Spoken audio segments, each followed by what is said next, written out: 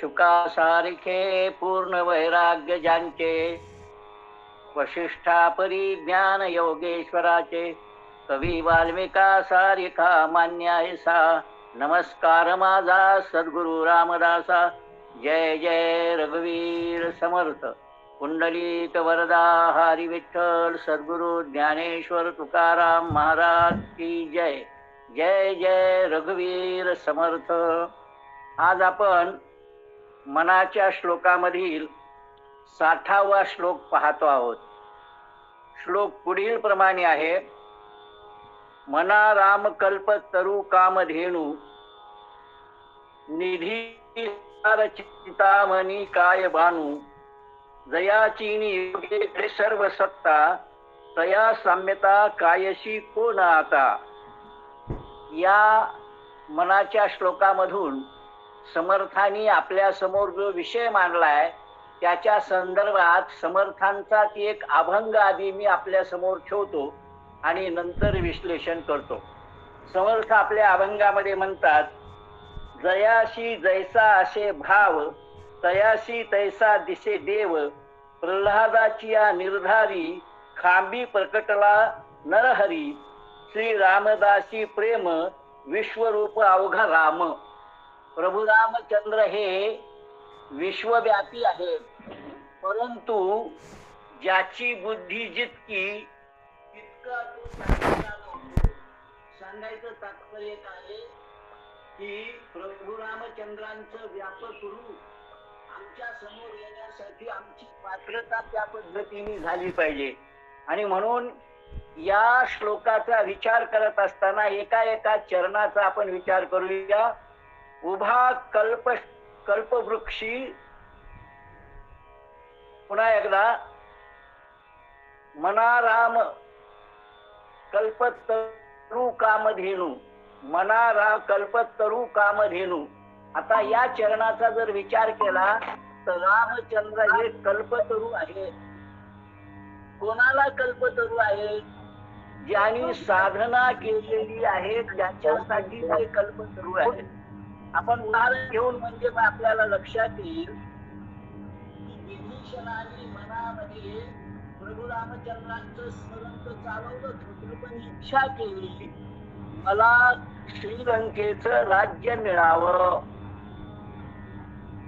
ज्या वेळेला हनुमंत श्रीलंकेमध्ये गेले होते तेव्हा त्यांनी विभीषणाचं घर सोडून बाकीची सगळी लंका जाळली, कारण त्या ठिकाणी राम नामाचा जप येत होता हे आपल्या सगळ्यांना माहिती आहे. आणि म्हणून त्या विभीषणाने प्रभू रामचंद्रांचं स्मरण केलं, त्याला त्या श्रीलंकेचं राज्य मिळालं.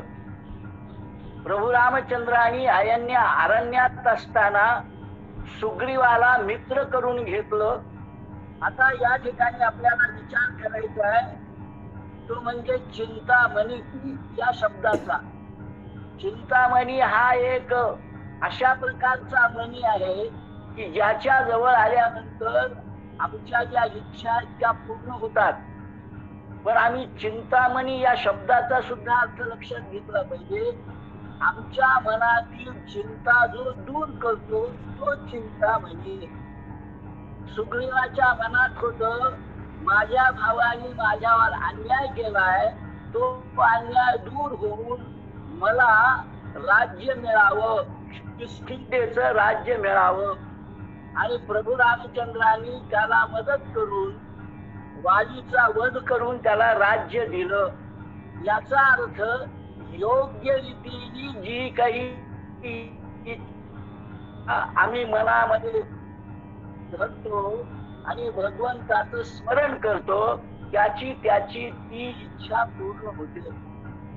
भौतिक स्वरूपाच्या सुद्धा इच्छा पूर्ण होतात आणि भगवंताच्या प्राप्तीची इच्छा सुद्धा प्राप्त होते. आता ठिकाणी आपण कल्पवृक्षाचं पाहिलं, कामधेनू. आता ह्या कामधेनूचा विचार करता कामधेनू हे समृद्ध्याचं लक्षण आहे. भौतिक स्वरूपाच्या सर्व गोष्टी आम्हाला मिळाल्या, अन्नधान्य मिळालं की आम्हाला मोठ्या प्रमाणावर चांगलं वाटतं. सुग्रीवाचं राज्य आणि विभीषणाचं राज्य हे सर्व प्रकारच्या समृद्धींनी युक्त होतं. याचा अर्थ कामधेनू म्हणजे मनातील इच्छा ती काय आहे, भौतिक प्रगतीची, ती त्यांची पूर्ण झाली. आता आपल्याला जो विचार करायचा आहे, निधी सार. निधी या शब्दाचे विविध अर्थ आहेत, पण इथं आपल्याला जो अर्थ अभिप्रेत आहे तो आहे समृद्धी. निधी याचा अर्थ साठा. तर जे रामचंद्राची भक्ती करतील त्यांना आर्थिक चिंता कुठल्याही प्रकारची राहणार नाही, पण आमची ती भक्ती एकांतिक असली पाहिजे हे लक्षात येईल. आता सर्वात मोठं आणि महत्वाचं जे उदाहरण देणार आहे की ज्याच्यासाठी आम्हाला रामचंद्रांची भक्ती करायची ते म्हणजे हनुमंताचं. आपण पाहिलं की कल्पवृक्षाच्या छायेखाली बसल्यानंतर जशा इच्छा पूर्ण होतात तशा सगळ्यांच्या रामभक्तांच्या इच्छा पूर्ण होतात. भौतिक वैभव मिळतं, मनातील चिंता सुद्धा नष्ट होतात, आर्थिक वैभव मिळतं, ह्या सगळ्या गोष्टी मिळतात. पण आधी या गोष्टी मिळवण्यासाठीच रामचंद्रांचं स्मरण करायचं का? नाही, ते आता लक्षात घ्यायचंय. जेव्हा सर्वच्या सर्व लंका वगैरे जिंकून आल्यानंतर प्रभू रामचंद्रांना राज्याभिषेक झाला, तेव्हा प्रभू रामचंद्रांनी सगळ्यांना निरनिराळ्या प्रकारच्या भेटी दिल्या. हनुमंताला मात्र काही दिलं नाही. सीतामाईनी मौल्यवान हा दिला पूर्ण आपल्याला कथा माहिती. मला तात्पर्याकडे जे वळायचं, प्रभू रामचंद्रांनी हनुमंताला असं म्हटलं की तुला देण्यासाठी माझ्याकडे एकही वस्तू नाही, मी फक्त तुला आलिंगन देतो. आणि हनुमंताला कडकडून मिठी मागली. त्यावेळेला बाजूला विभीषण होता आणि त्यांच्या बाजूला वशिष्ठ बसले होते. वशिष्ठांना विभीषण असं म्हणाला की महर्षी, जे हनुमंताला मिळालं ते आम्हाला नाही मिळालं. त्यावेळेला वशिष्ठांनी उत्तर दिलं, ते अत्यंत महत्वाचं आहे. ते म्हणाले, तुम्ही भौतिक स्वरूपाच्या गोष्टी मागितल्या, राज्य मागितलं, तुम्हाला राज्य मिळालं. सुग्रीवाला वैभव पाहिजे होतं, ते त्याला वैभव मिळालं. हनुमंतानी काहीच मागितलं नाही, मग राम पूर्णपणे त्याचे झाले. म्हणून जो निष्काम भावनेने प्रभू रामचंद्रांची ईश्वराची भक्ती करतो त्याला भगवंत सर्वस्व देतात. ज्याप्रमाणे हनुमंताला भगवंतानी सर्वस्व दिलं की ज्याचा हेवा विभीषण आणि सुग्रीवाला त्या ठिकाणी वाटला. सांगायचं तात्पर्य काय आहे की अशा पद्धतीने प्रभू रामचंद्र किंवा आमचे हे आराध्य दैवत कल्पवृक्षाप्रमाणे आहे, कामधेनू प्रमाणे आहे, निधी साराप्रमाणे आहे, चिंता दूर करणार आहे. पण हे कोणाच्या चिंता दूर करतील? दयाचे योगे घडे सर्व सत्ता. लक्षात घ्या, आम्ही शरण कोणाला गेलं पाहिजे? मला 10,000 रुपयाची आवश्यकता आहे आणि ज्याच्या खिशात 200 रुपये सुद्धा नाही, त्यांच्याकडे मागायला गेलो तर माझी इच्छा पूर्ण होईल का? होऊ शकणार नाही. मग अशाकडे गेलं पाहिजे की ज्याच्याकडून ही इच्छा पूर्ण होईल. मग इच्छा पूर्तीची साधनं आम्हाला भौतिक स्वरूपाची पाहिजे असतील तर तुम्ही निरनिराळ्या देवतांना शरण जा. परंतु तुम्हाला एका अर्थाने आनंद किंवा सुख पाहिजे असेल खऱ्या अर्थाने, तर मग मात्र प्रभू रामचंद्रांना शरण गेलं पाहिजे. का शरण गेलं पाहिजे? जयाचे नियोगे घडे सर्व सत्ता. त्या ईश्वरी सत्तेच्या शिवाय झाडाचं पान सुद्धा हलत नाही असं आम्ही म्हणतो. अशा प्रकाराने ईश्वरी सत्ता काम करत असते, ते प्रभू रामचंद्र काम करतात. असं सर्वस्व ज्याच्या जवळ आहे या प्रभू रामचंद्रांना आम्ही जर शरण गेलो तरच आमच्या जीवनाचं खऱ्या अर्थाने कल्याण होईल. म्हणून ज्याला असं वाटतं की माझ्या जीवनाचं खऱ्या अर्थाने कल्याण झालं पाहिजे त्याने प्रभू रामचंद्रांना शरण गेलं पाहिजे, त्यांचं नामस्मरण केलं पाहिजे.